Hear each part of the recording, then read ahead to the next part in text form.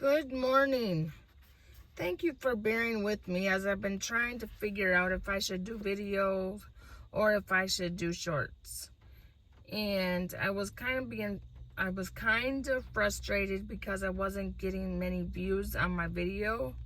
But so I've been kind of going through trial and error. But what I have decided that I am going to do is I am going to go ahead and do video every morning.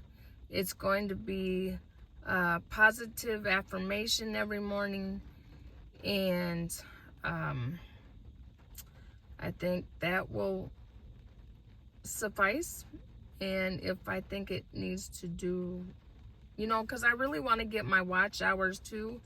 And if I'm going to get my watch hours, then I need to do video, because it will take me forever and a day to have enough shorts in order to reach monetization. So I am going to do daily affirmations, and I hope that you'll all bear with me.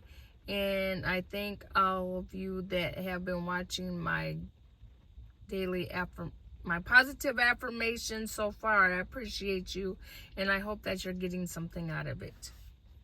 So today is October 17th, and the positive affirmation is titled, "Life is meant to be both messy and magical.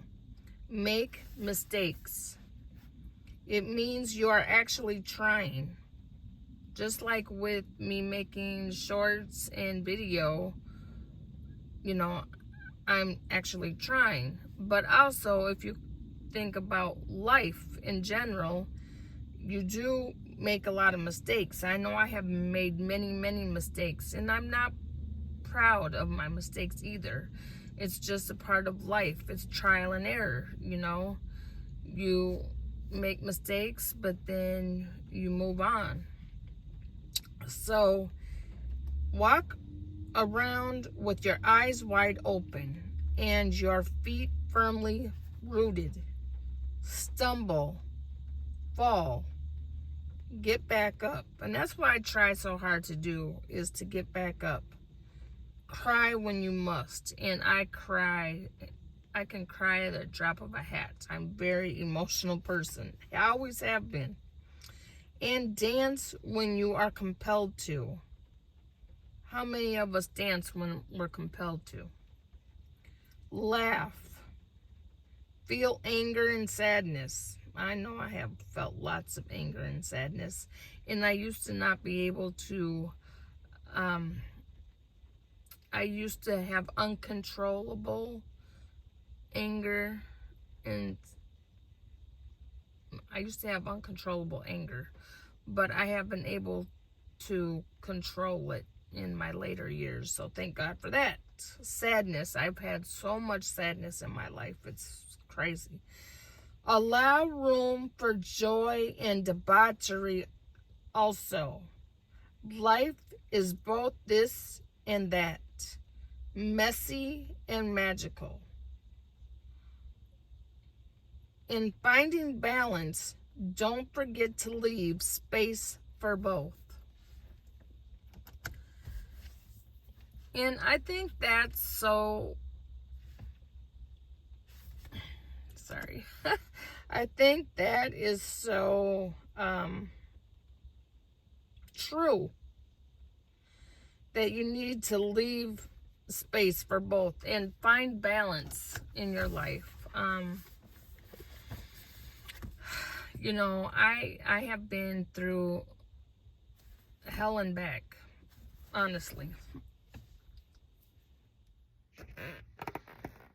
I have been through hell and back, honestly. And, when I think about, and I touched on this a little bit. When I was born, my father was 16. I might have said 15, but actually he was 16. My mother was 20. And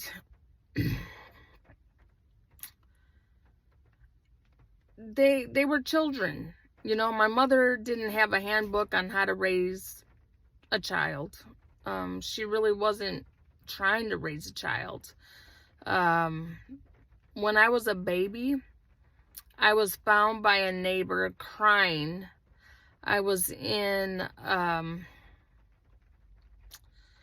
one of those little baby carriers on the kitchen table. I was found crying. Okay, somehow they were able to open the door, so my mother must have left the back door open.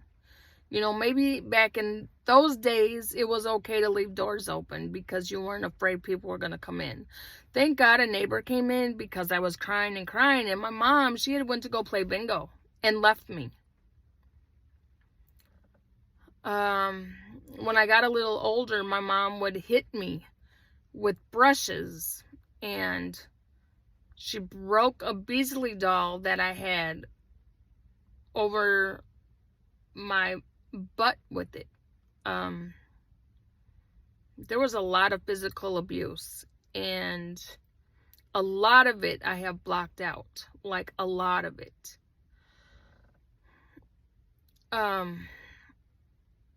I thought maybe my father had done the abuse, to be honest, because my father was very emotionally abusive, but my mother admitted that she had been physically abusive, and she, you know, she must have said she was sorry a million times.